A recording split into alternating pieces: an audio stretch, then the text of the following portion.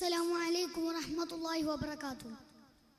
بسم الله والحمد لله الصلاة والسلام على أشرف المخلوقين برضا الله أما بعد.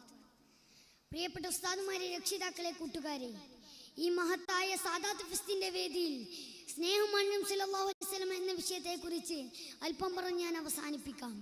പരകോടി വിശ്വാസികളുടെ ഹൃദയത്തിലെ പ്രകാശമാണ് മുത്തനം സല്ലല്ലാഹു അലൈഹി വസല്ലമ. അവിടുത്തെ പ്രകീർത്തനങ്ങൾ വാമൊഴിയാലും വരമൊഴിയാലും അടയാളപ്പെടുത്തുന്നതിന് അന്ത്യനാൾ വരെ ഒരാൾക്കും സാധ്യമല്ല. അത്രത്തോളം പാരാവാരം പോലെ പരന്നു കിടക്കുകയാണ് മുത്തിന്റെ കീർത്തികൾ. അള്ളാഹു തന്നെ പറഞ്ഞല്ലോ, അങ്ങയുടെ കീർത്തി നാം ഉയർത്തിയിരിക്കുന്നു എന്ന്. അതുതന്നെ ആ കീർത്തന പൂർത്തിയും സാധ്യം തന്നെ.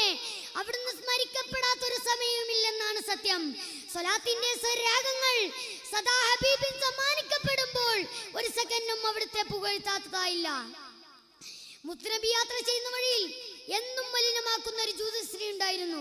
ഒരു ദിനം ആ ജൂതസ്ത്രീ ദർശിക്കാത്തപ്പോൾ മുത്തനബി സല്ലല്ലാഹു അലൈഹി വസല്ലം ആ പെണ്ണിനെ അന്വേഷിച്ചു. രോഗസ്ഥയാണെന്നറിഞ്ഞു, സന്ദർശിച്ചു, രോഗശമനത്തിനായി പ്രാർത്ഥിച്ചു.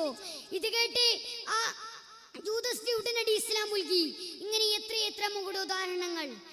മുത്തനബി സല്ലല്ലാഹു അലൈഹി വസല്ലമയുടെ ഏറ്റവും വലിയ ക്രെഡിറ്റ് എന്നത്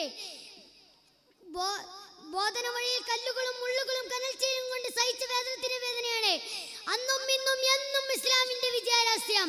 ഇത്തരം മതനേതാക്കൾക്ക് പോലും ആ മഹത്വത്തെ വാഴ്ത്തേണ്ടി വന്നു എന്നതാണ് സത്യം എന്ന് അഭ്യർത്ഥിച്ചുകൊണ്ട് ഞാൻ എന്റെ ഈ കൊച്ചു പ്രസംഗം അവസാനിപ്പിക്കുന്നു. അസ്സലാമു അലൈക്കും വറഹ്മത്തുള്ളാഹി വബറകാതുഹു. തുടരുന്നു വേദി 1.